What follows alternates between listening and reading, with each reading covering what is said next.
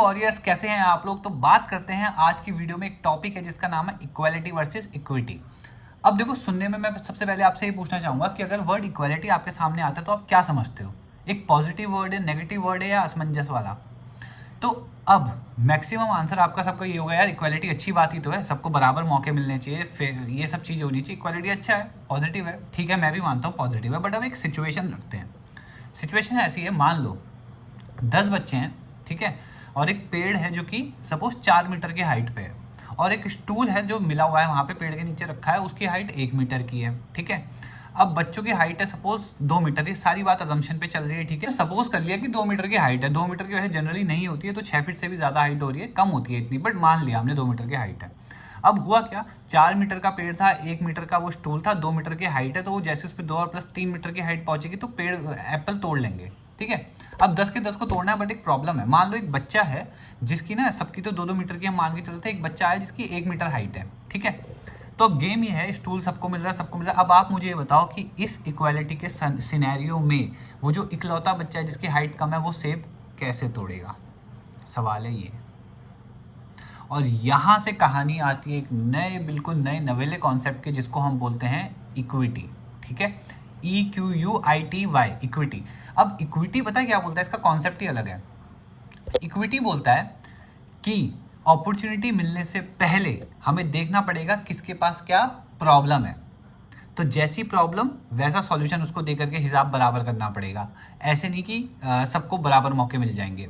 कहने का मतलब है, सॉरी, बराबर मौके मिलेंगे, बट यहाँ फेयरनेस का काम होता है। यानी कि अगर कोई छोटा है तो उसको थोड़ा बड़ा, यानी कि अभी जो बच्चा है ना, इसकी 1 मीटर हाइट है, इसको 2 मीटर वाला स्टूल देना पड़ेगा, तब जाकर के काम कर पाएगा। तो बहुत अच्छा कॉन्सेप्ट है चाइल्ड डेवलपमेंट पेडागोजी का। डिफरेंस आ सकता है इक्वालिटी वर्सेस इक्विटी पे। तो थ्योरेटिकली मैंने आपको समझाई दी कहानी क्या है, बाकी लिखने में तो लिखना कोई बड़ी बात नहीं है, लिखना तो हम लिख ही लेंगे। इक्वालिटी में आप कहते हो same support for all, equity में आप कहते हो सपोर्ट टेलर टू नीड्स।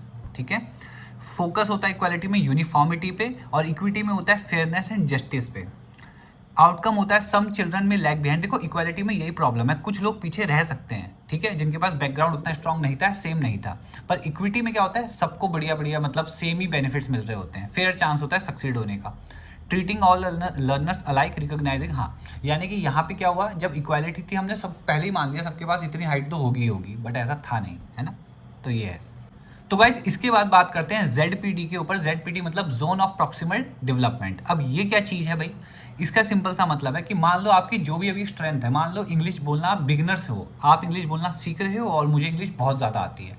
अब क्या होगा, आप मेरे स्टूडेंट हो, ठीक है, आपको बेसिक आती है। अब मैं क्या करूँगा, मैं अगर अभी आपके करंट पोटेंशियल को देखूंगा, और जो आपका ट्रू पोटेंशियल होगा, ट्रू पोटेंशियल मतलब जितना आप सीखने के बाद बोल सकोगे, अगर मैं आपको करंट पोटेंशियल से ट्रू पोटेंशियल तक पहुंचा दूं, तो उस बीच के जो जोन को कहते हैं ना, उसको जोन ऑफ प्रॉक्सिमल डेवलपमेंट कहते हैं, जितने की आपको रिक्वायरमेंट है, और वही टीचर का काम भी होता है। और इसी काम करने के प्रोसेस को हम बोलते हैं स्कैफोल्डिंग। ठीक है, स्कैफोल्डिंग मतलब हो गया किसी भी लर्नर को उसके करंट पोटेंशियल से उसके ट्रू पोटेंशियल तक पहुंचा देना, इस स्कैफोल्डिंग, और बीच के डिस्टेंस को या डेवलपमेंट को, sorry, zone of proximal development. और गाइस, ZPD को आप ऐसे भी समझा सकते हो कि जो काम एक बच्चा अकेला कर सकता है, वहां से लेकर के जो डिफरेंस होता है, जो काम वो एक मदद के बाद करेगा।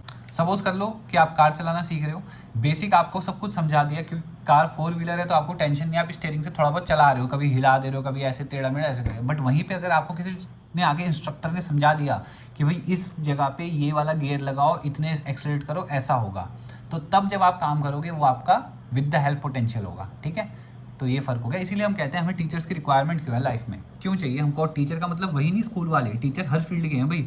अगर आपको एक कंप्यूटर का नट खोलना आ गया, वो किसने सिखाया? तो वो एक टीचर ही था। ठीक है, और कुछ भी हो सकता है, हमको बोलना जिसने सिखाया। देखो, बोल बोल के हम वीडियो बना रहे हैं, कहीं ना कहीं जो सब हमने सीख रखा है बचपन में, स्कूल में, उन टीचरों से, अपने पेरेंट्स से, अपने आसपास के इन्वायरमेंट से, वही भाषा को यूज़ करके तो मैं आपके सामने आ रहा हूँ, वरना तो कोई मतलब ही नहीं था। ठीक है, तो हमको शुक्रगुजार होना चाहिए, हमको ऐसे अननोन लोगों ने हेल्प कर रखी जिसका हमें पता भी नहीं है। ठीक है, बाय।